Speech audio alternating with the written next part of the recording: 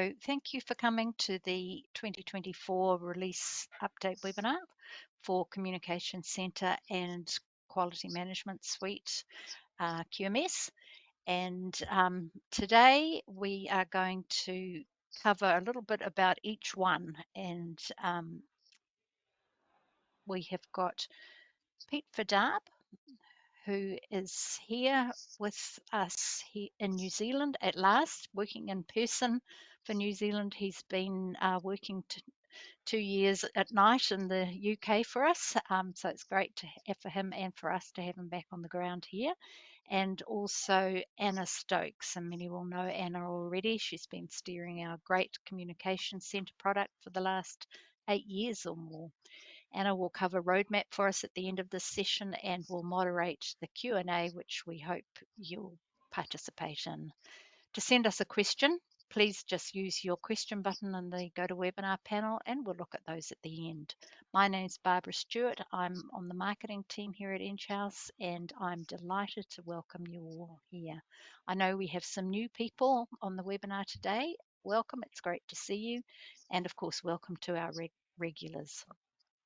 We've got an hour, so we expect to cover some of the more technical slides at a pretty high level, but we will be sending out the slides as a handout, so all the detail will be available for you there.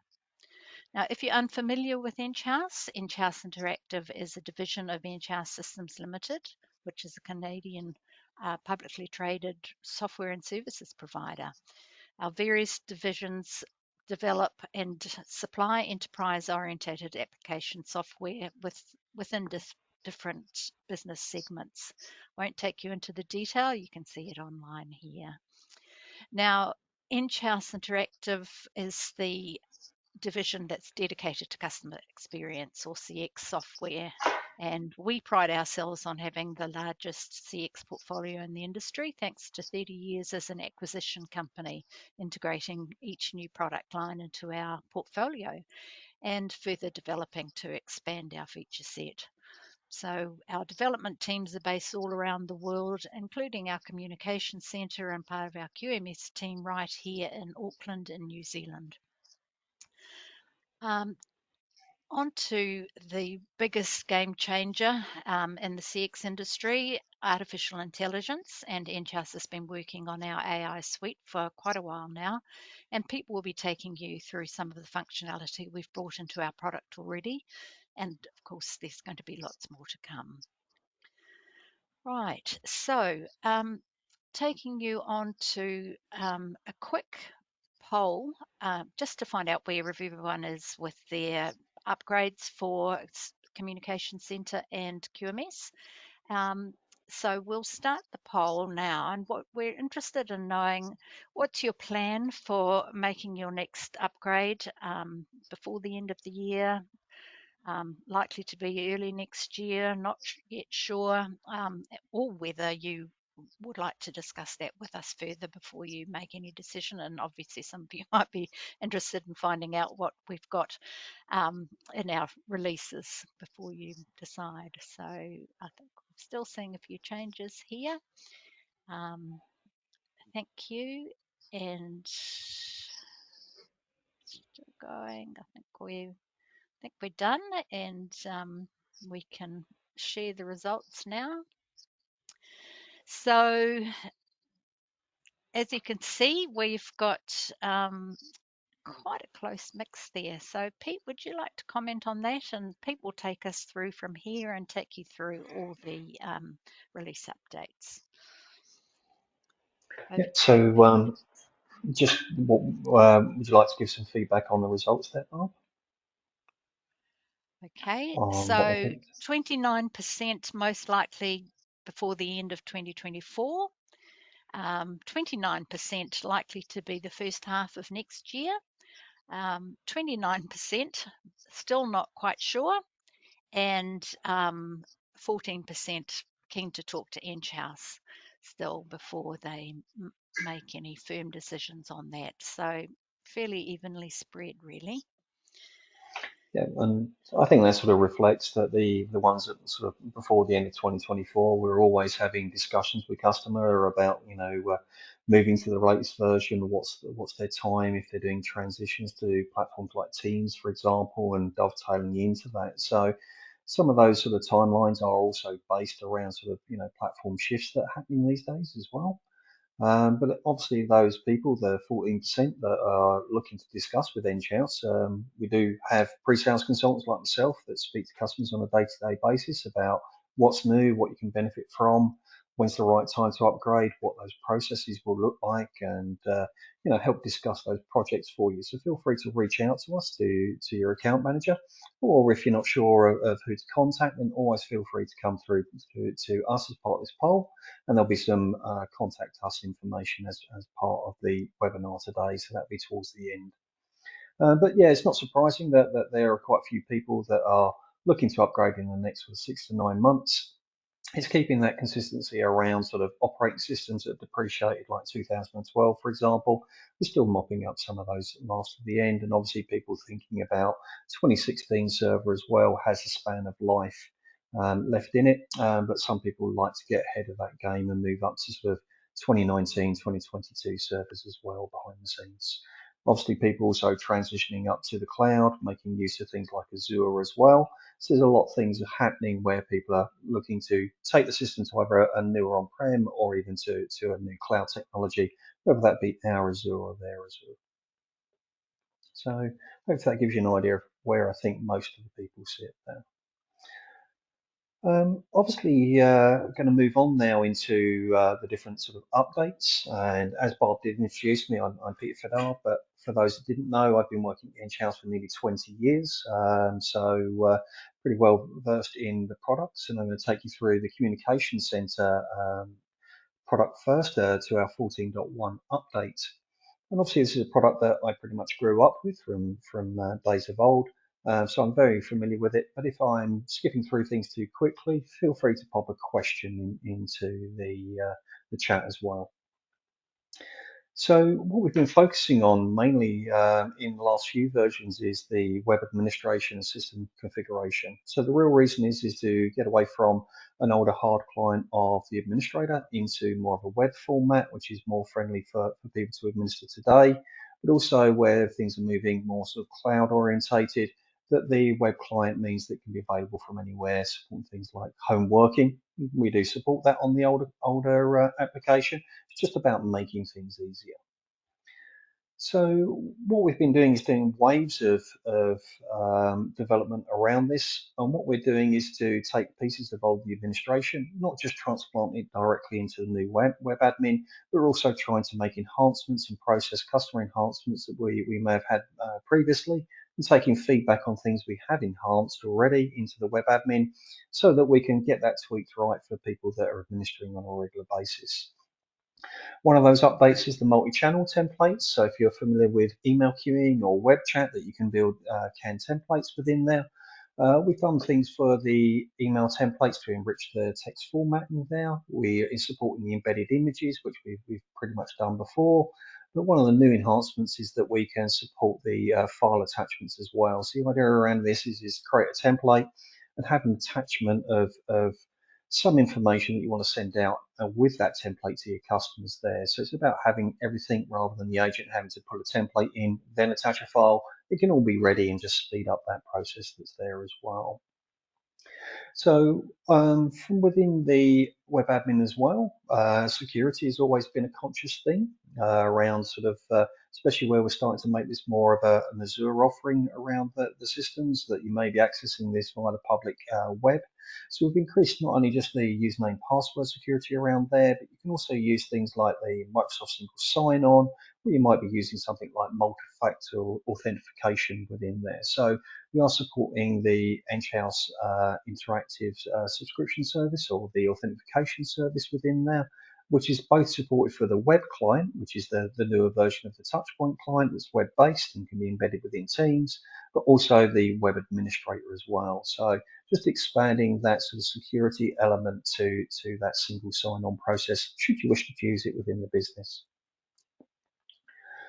One of the other things that we're doing is to expand the sort of visibility and controls around here with regards to the different applications. Obviously, we're trying to merge in the administrator, but also the application manager controls that we've had there, where you can control your different servers around there.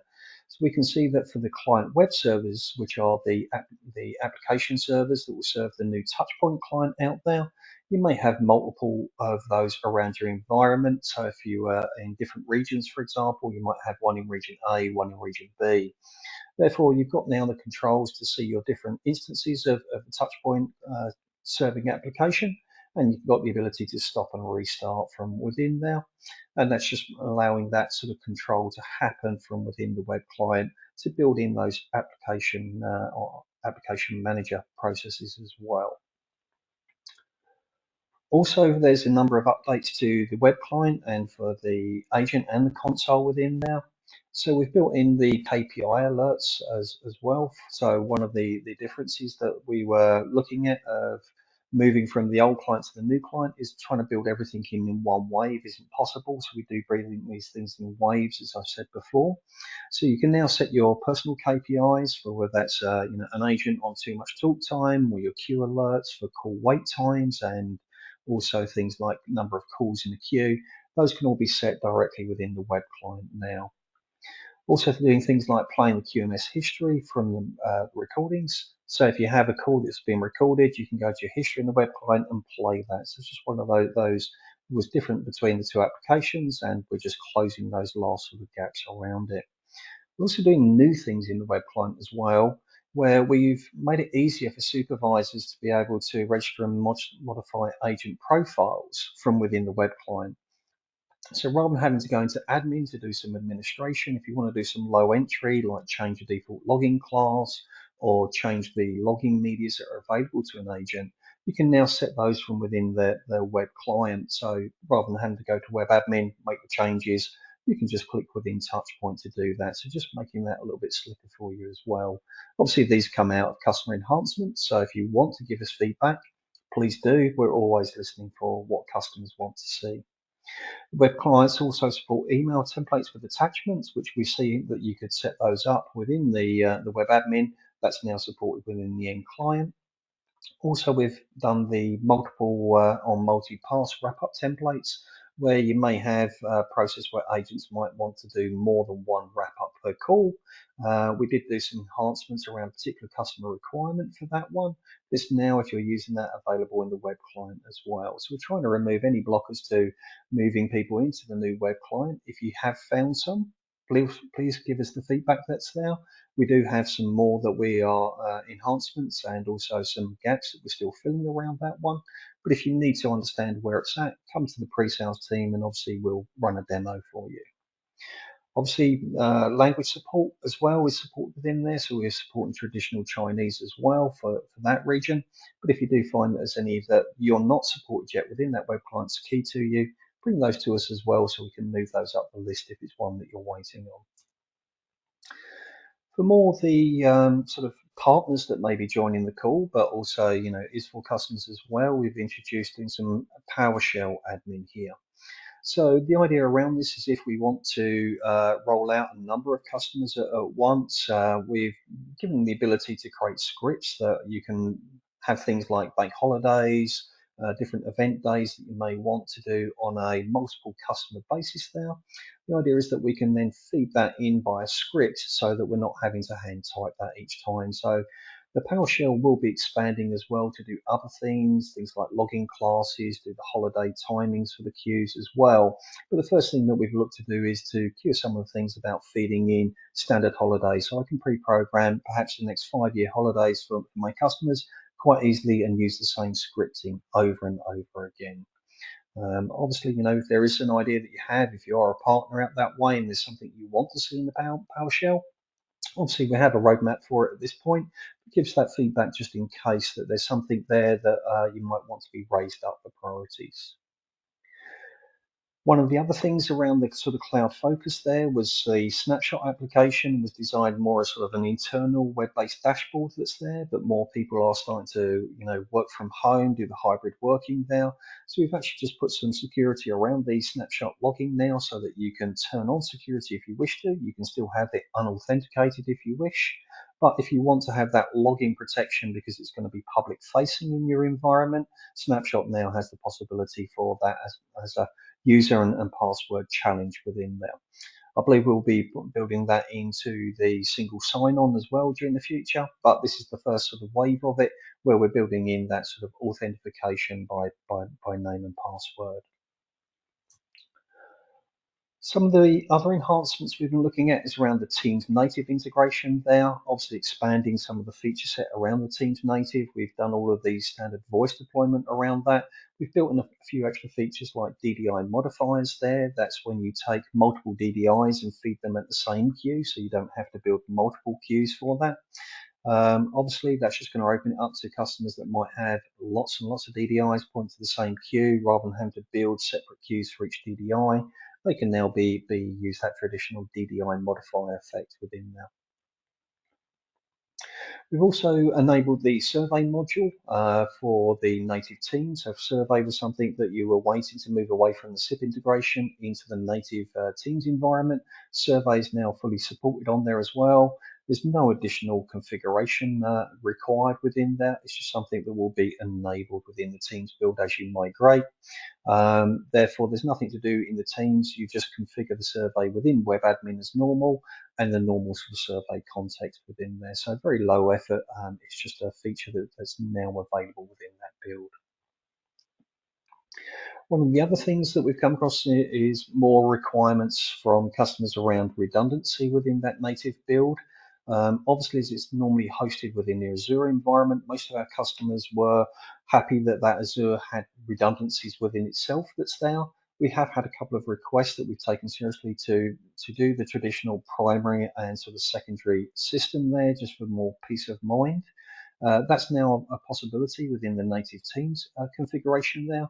There is one sort of prerequisite that you'll need, though, is that you will need to have the Azure Application Gateway or a HA proxy, reverse proxy for an on-premise type solution. So it will require the Azure Application Gateway so that it can be swung from terminating traffic to the primary to the secondary server within there. But redundancy is something that's there if that's key to your organization and you don't want to rely on just the redundancy within that Azure environment. We're facilitating that as well. Also within the Teams native environment, there's been a couple of use cases that have come up where more around those sort of back office transfers that are there. What we've done is done a toggle switch for if an agent transfers a call to a back office user in a connected state, we were still keeping the conference bridge or the bot as it's known within that call. Now, that was sort of the right thing to do so we could survey calls and things like that after they've been transferred. However, we found scenarios where the back office user may want to transfer it onto a Teams call queue or transfer it back into the contact center if the bot is already within the call at that point in time. Then those transfers won't proceed to call queues or back into the queue.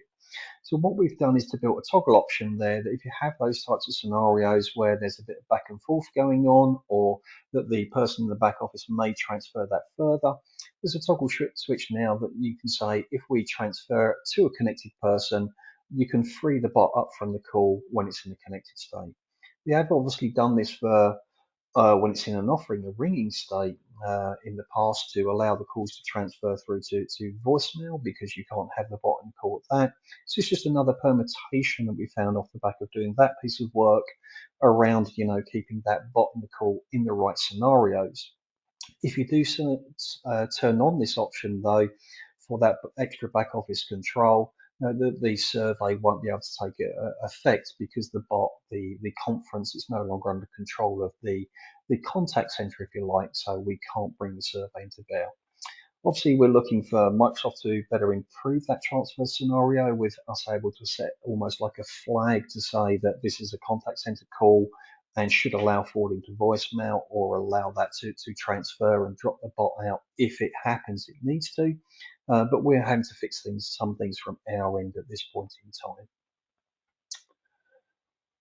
One of the other issues that we've come across in the Teams world is around the compliance recording. And it's mainly affecting outbound calls or callbacks, which of course are outbound calls from the agent that's there, we found that sometimes that there is a recording failure on outbound calls. And we've actually done some work with Microsoft around this. It isn't a problem with our recording solution, it's actually with the compliance API recording from Microsoft that's there. We have pushed this through to Microsoft as one, we're still waiting on a little bit of an ETA for a fix from them. They're still looking into it, but they have given us an ability to put a whitelisting in that we can register, if you like, your tenancy ID and your Azure bot ID. So we need to take a couple of pieces of information for your configuration to feed that to Microsoft, and they can put some exceptions in at their end. It does have the one drawback that it will take away the transfer button from the actual Teams client. You can still transfer from the Enghouse Touchpoint UI or Web Client UI as you would today. However, if you're experiencing any issues with outbound call or callbacks where intermittently you might get a recording failure there, then please come and talk to the support teams and we'll help you through that process. So just for some updates around sort of the SIP integration, so if you're using SIP integration for Teams or for any of the other integration types that we support, we have done some updates to the latest version of FreeSwitch to make sure that we're keeping up to date with any vulnerability patches that FreeSwitch does as the underlying sort of SIP stack that's sitting there. It's not enforced as compulsory. It is an option as part of the upgrade for any of the text on the call, but it is highly recommended that you do update just to make sure you've got the latest security patches from FreeSwitch themselves within there. One of the other things that we've been working on within Enghouse is we've actually acquired a workforce management tool within the business that we've had in process, and we've done some integration from our sort of own CC application through to our cloud-based WFM. We've referred to it internally as CXWFN, and really what this is a cloud hosting workforce management tool from Enghouse. And I quite like this because one of the main blockers really for WFM in the marketplace is when you've got a small contact center. Obviously, the pricing of having on-premise WFM, the cost of deployment, all of those types of things did stack up and make it sort of a little bit of outside of small to medium customer reach within there. However, if you're interested in WFM or if you may have looked at it previously, and found it to be a little bit above what your budget would manage, then please come and talk to us again because that may be changing, that we may be able to offer that at the right price through to you. So definitely around that cost saving is if you are interested, we have done some recent webinars. Barb will put the links out through to you as well. So if you want to have a little bit of an offline look with a cup of coffee at that webinar that we did, it does go into quite detail there. But if you want your own personal understanding of how it may work for you, then feel free to contact us and we can take you through that from the pre-sales perspective. For anyone that's interested in Cisco, a lot of Cisco people may be looking at moving from their on-prem into the WebEx cloud around there. We have done some integrations for the Cisco WebEx. It's very similar to what we did with the Teams cloud to start with, the Microsoft Teams cloud there, where we're going to be using, if you like, the SIP integration to allow you to bring a telco to an SBC, which will route up to your Teams cloud there if you're bringing your own telephony, if you like, into that environment, that we can put the CC server via SIP trunk within there to conference the calls within CC. So calls will come in, hit the CC server, be conferenced up here to get all the queuing environment, and then we'll invite the agent into the call that's using the Cisco device here. So the Cisco call leg will go from SIP trunk to the SBC and up into the Teams cloud to bring them into play.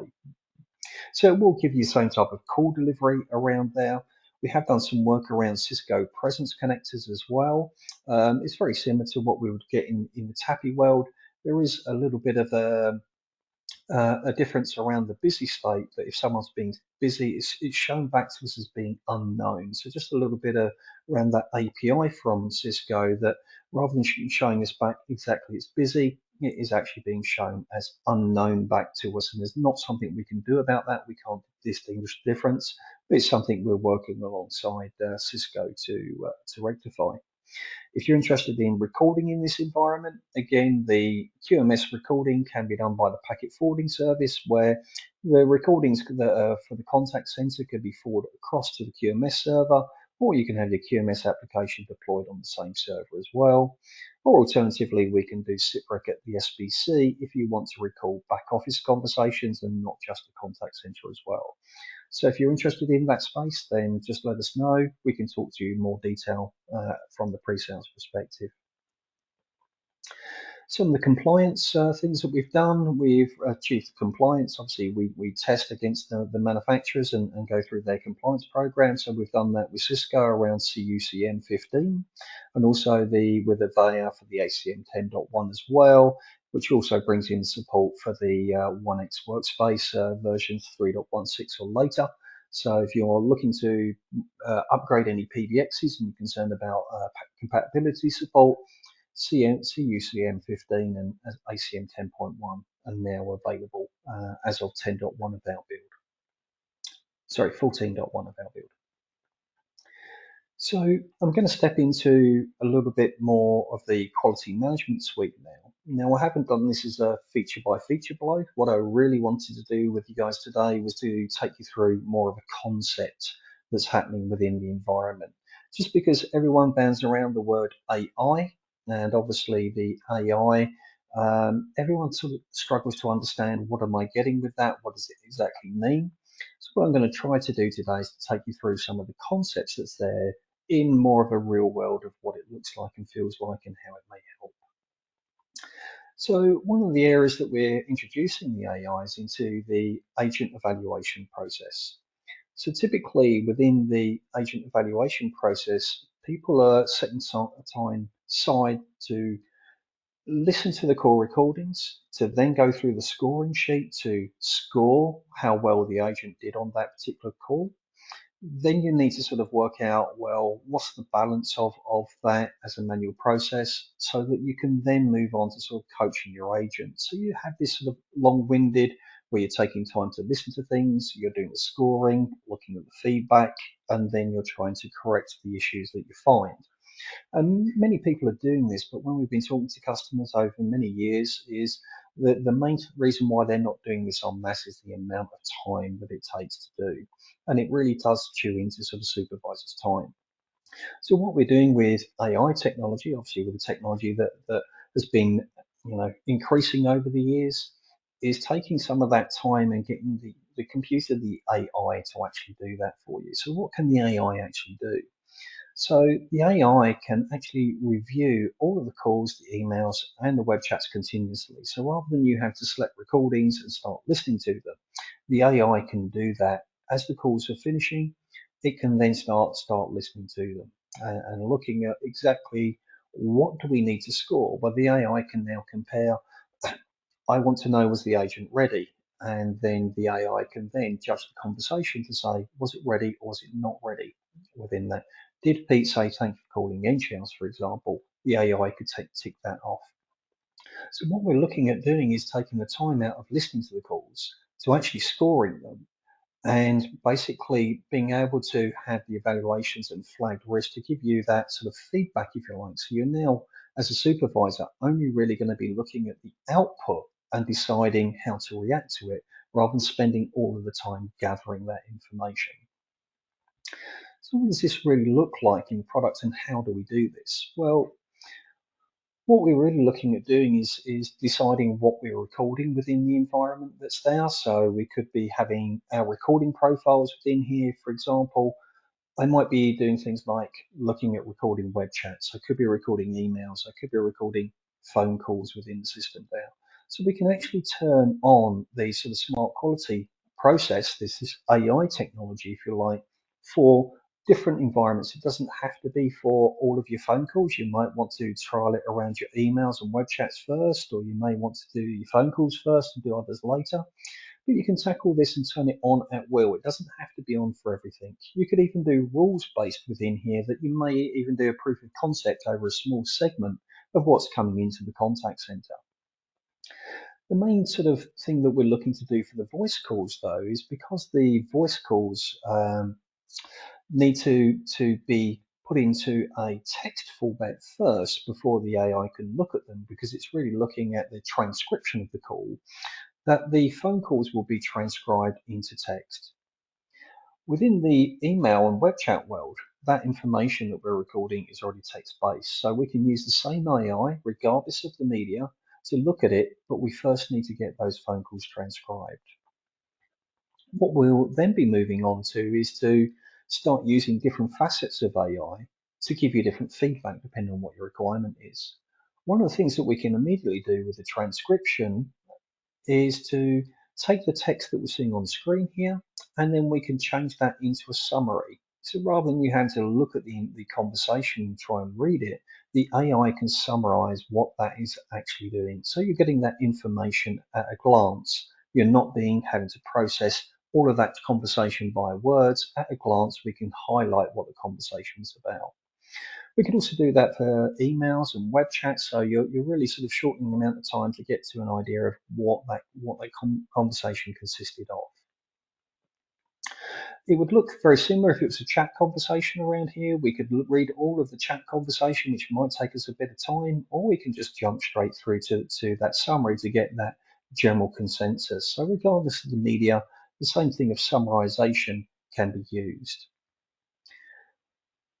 What also we can do is start using the AI to take a look at the content that's happening, and this is where we're moving into that sort of AI evaluation that's here. As we can see is the AI is going to look at the conversation as a whole within here and then start looking at the context that's being used to decide on these questions that you had on your scorecards that the supervisor would traditionally doing, yes, they met it, or no, they didn't, or give them a score rating around it. We can start answering that question automatically. Did the agent agree to greet the customer with a company name? So we are looking for hello, thank you for contacting Enghouse. Now, the key thing is Enghouse was mentioned, but the thank you for contacting could be answered a million different ways. And this is where using the conversational AI will extrapolate that could be, hi, thank you for calling Enghouse. Thank you for contacting Enghouse. Although they're different wording that I'm using, the conversational AI will analyze that as the same thing of around the same greeting, if you like. So we'll look at all those different word permutations that it's using. So you're not looking for exact phrases here. It's more the intent of that conversation that it will score. So what we tend to do when enabling this with customers is to look at the questions that you're already asking within there. Sometimes we have to change those questions slightly to make them a little bit more AI friendly, because sometimes if reading this as a human, we understand what the intent is of that question. Sometimes we have to go give a little bit more detail of what we're looking for or reword it so it makes more sense to the AI rather than being a translated question by the human brain, if you like. So what we will do is to review your current questions with you if you ever look to move into this project, to basically reformat that question set into something more computer friendly. What does that look like? Well, we're not changing the world in the feedback that you're getting there. You'll get the same reporting, you'll get the same view over the scorecard. We can see here, the different sort of questions that we're using here. What the AI will do is populate what it thinks the answer is. And it was asked, was the advisor ready? And it can actually see that there was no mumbling, there was no stumbling over that conversation. Therefore, it can say, yes, I did. But it was more of a binary question, was it or was it not? Whereas some of the other questions that we're asking here, we might be able to pick out the exact context of what made that question a no or yes to that question. Therefore, we can pick out the part of the conversation, put that against the question for you, very similarly as how some people might have used the notes before to say, you did this, you did that. The AI is going to give you that level of feedback to say, this is why I judged that question that way. So not only going to get what the AI reckoned the score was, but also why did it believe that it met or didn't meet that criteria as well, fed back to you. And obviously that will be put into the reporting, the same reporting that you're using today around what the score was given and how many were completed. But what we're really looking at, if you like, is rather than doing what supervisors do today that may be scoring 5 or 10 calls per week or per month for agents, having this running in the background, scoring every call coming into the contact center, giving you the results based on all calls coming in, you're going to get more accurate information. It sounds a bit daunting when you do get mass information coming back your way, but when you actually think about it, it's only going to be more clarity about where the problems are or where you're actually doing well within the business. The actual numbers are going to be based on way more information, but not overwhelming to you. You're going to get the feedback in exactly the same way. How many of my agents actually did well at this? How many did poorly?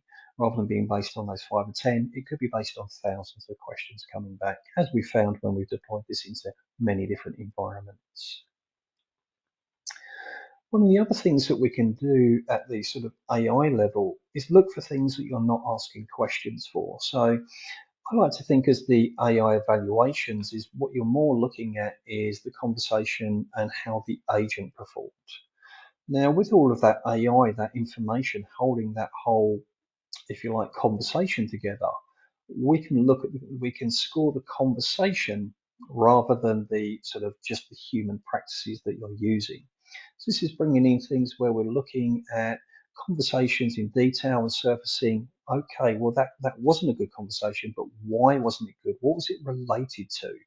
And by building up a picture, if you like, of what we refer to as customer insights within there, we can start taking a look at things that you may not even be evaluating or might not get a good sense of because you're only looking at a small segment of those calls in a manual process, if you like. We're going to get to a point where we're going to look holistically across all of the calls coming into the contact center, but start pulling together positive and negative things that you may not be scoring.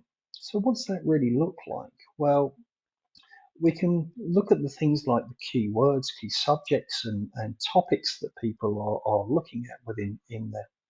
So we can see that we're getting friendliness, one where we can judge whether or not the calls are of that sort of nature or not. But we might also see sort of certain topics where people are mentioning staff or availability and start looking at whether those were negative calls or whether they're positive calls that are there. Now, this could be drilled down. There might be subjects underneath here so that you could drill into the staff and look a little bit more deeper. Or as a high level, I might want to look at that topic and look at all the conversations that are related to it so we can pull together why the AI has spotted that conversation, why it's been related to that topic that's there. What this may actually do is give you different areas that you might want to evaluate in future. So we might find subjects that are being discussed at this high level where the AI is bringing these subjects together as that 1,000-foot view.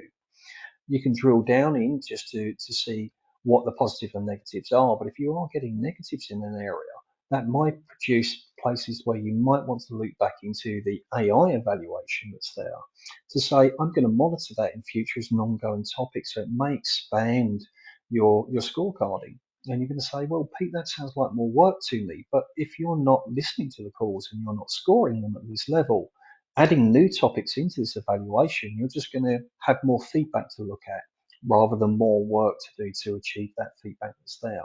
So the voice of the customer really sits behind this agent evaluation process and can gather that 1,000-foot view around topics that you may not even be seeing or picking up when you're listening to that subset of calls today. So giving you that real holistic view. Obviously, you might want to do something a little bit more targeted around that as well. So we do have customers that might want to be, let's say, something like a local government. Safeguarding might be a complete keyword that you might want to see how often that is. Tag those calls for special review, if you like, within there. But we have an analyzer search as well within here. What you can do is put in keywords, key phrases that you can take, if you like, any of these keywords, and we can add a flag to them. So we're just adding, anything that's being related to this product names that we can see within here. We're going to add a flag to that QMS. What does that really mean? That I can now go into my administration, if you like, search on a flag of QMS and bring all of those topics forward to say these are all the calls that are related to it. So if you want to look at things from a product or from a keyword perspective and target them, group them together so they're easily searchable for review. Again, this can be quite powerful in searching for those keywords, marking them that they contain them, and therefore allowing you to review them. Perhaps this might even build into something a little bit more different, where we might do some more customized feedback. So with all this feedback coming in, yes, we have the traditional reporting that most people are using with the evaluation, but with this being real time, that the transcription is being done as soon as the call ends, the AI can then start scoring it immediately. What you can actually do is to use things like BI dashboards within here, and we do have some templates around this, where this evaluation feedback is no longer going to be on that sort of weekly or monthly when you have time to do it, but this feedback could be presented to you like any other dashboard. It's a bit like our snapshot for the contact center, if you like. You might want to start looking at the feedback over time, when your hot periods are. Is it always a Monday morning where people are negative, if you like? So bringing all of this feedback into more of a live and living dashboard is also something that customers are doing to make sure that they can react quickly rather than sort of doing those 5 evaluations a month, then starting to react to it. They can see that feedback on a daily basis. So that training that we did or the retraining last week, is it having an impact? Perhaps there may be a trend that we're going to start spotting because we're not just cherry picking 5 calls. We're doing those ones from Monday morning that we know they're a little bit different. We can start seeing when those trends are happening over sort of time if we wish to as well. So the ability to take that feedback, expose it a little bit more, make it a little bit more usable within there is also going to be a great benefit to the business. And being in a BI format there, it can also be built into some of the existing dashboards that you may have created around sort of contact center feedback. We've been doing sort of custom reporting projects for years with customers.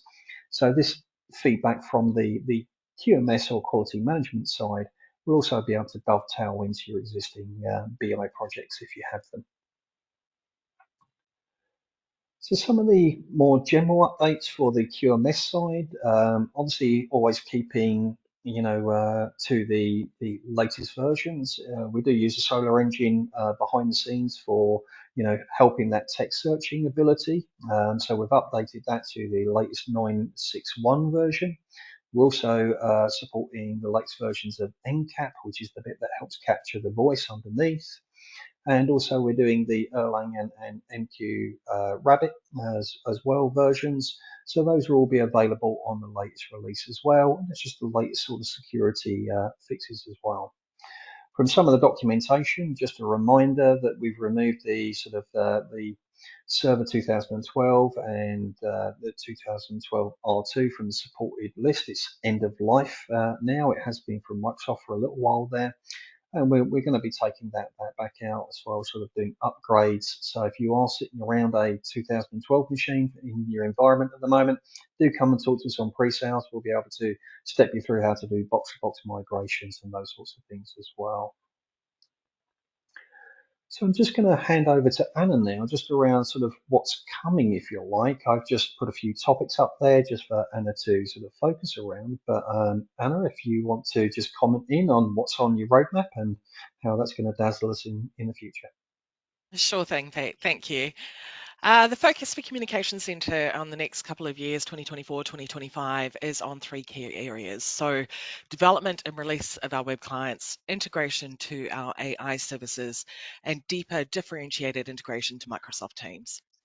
The 14.1 SP1 release is due out in December, and that will further our progression of the web agent and console client with the most requested features from the market. So this includes Zoom presence and auto answer. We've got viewing wrap-ups and history, and the addition of a soft phone in there as well. The focus for our common component strategy is our integration to our new Enghouse knowledge service, and this will further our AI strategy. And we are still applying effort to having our new Enghouse reporting service integrated to Communication Centre, and we have that planned for release in April. As expected, the release of the AI features into our QMS product has really generated incredible customer interest, with multiple customer pilots happening and, of course, sales. So the QMS roadmap will continue to add improvements to the features and implementation of the AI service, as it's clear the market is really focused on the advantages of AI technology and what it can provide to your business. The next additions here are going to be around sentiment analysis, adding detected action tasks to recording details, and email support for our AI features as well. Thanks, Pete. Thanks, Heather. And obviously, we have additional resources. We will be supplying the decks out to everybody, but there are some resources on here. So if you want to request a one-to-one with someone like myself from the pre-sales team in here, we do have the abilities for you to do that. There is the website and some brochures if you want that as well. And we do have sort of some links to different videos and also downloadable information. We do a lot of webinars. The guys do get me out and about now that I'm living in the same time zone as everybody. They do like to get me out on the webinars. So I have done ones for previously for people like OzContact. We did a whole big session on the AI story. There was a couple of sessions that we did through those that were available, and also things like the WFM as well. So I think we're moving through to questions. So if I hand back to Barb at that point, Barb, how many questions have we got today, and what are you going to give me for quick fire today? Well, we've got a few questions that have come in, and Anna's been very prompt and diligent on the responses. So I'll get you to take everyone through the ones that you've already answered if they're suitable for the wider audience. But if Sure. they're of interest to the wider audience, go to your live. Sure. So we had a question on the advantages of the web client versus the touchpoint software. The overall answer here is general accessibility. So if you're looking to have an easy way to access Communication Centre for your agents and for your supervisors, then moving to the web client is going to be it. So it allows you to use Communication Centre from wherever you want to work and on whatever device you want to work on, basically. We've also invested heavily into the accessibility of the client. Around, text focus and moving around the agent using your keyboard only, etc., etc. So we've done quite a lot of work in the last few releases on making sure that the client is very accessible. All new development will be going into the web clients at this stage. Some may go into the older touchpoint client as well, but 100% of new development will only be going into the web client moving forward. This is the client of the future for Communication Centre. We are driving all of our customers towards using these clients so that they can be fully cloud enabled should they need to be. So that's one good question that came. We have another one that's just popped up here. Fresh, is the knowledge service you mentioned different to the current EKMS knowledge-based product? So it is different to EKMS. It is a brand new knowledge-based service that we have developed in Enghouse, and it will be used to further our AI strategy as a business. So we are developing things like caching our interactions through to the knowledge base and providing information back to the agent that's visible in their agent software. That makes it incredibly easy for agents to be able to answer customer questions, stay on brand. It makes it really easy for you to train new staff because you know that they are getting filtered information that is correct for them to be able to answer your customer interactions as well. So that's just one example of what we're using the new knowledge-based service for. Get in contact with your partner manager and we'll talk to you about how easy it will be to transition you from EKMS to the new knowledge-based service. What else do we have here? Does the AI analysis all happen within QMS itself, or are there calls being made to Cloud AI APIs? So there are calls being made to our Enghouse transcription service and our Enghouse AI engine. So a lot of our interactions are voice-based, of course. We send those across and transcribe them into text. We run those through our Enghouse AI services, and then we report the findings back into QMS. So QMS is used as a tool to collect the raw data, and then it is used as a tool to display the results back to the agents or the supervisors as per what the answer is. What else do we have? When will version 14.1 be available? So 14.1 is out of market already. It was released on the 28th of August. So we have 14.1 SP1 coming in mid-December 2024. And how do reports work with the web version? So currently our Communication Centre product still uses our standard reporting services. We are moving to integrate to the Enghouse reporting services, which is our cloud-based tool, and that will be delivered to market around April next year. That allows you to go pure cloud if you want to, because it is a cloud service, but we will have an option available for on-premise for those reports as well.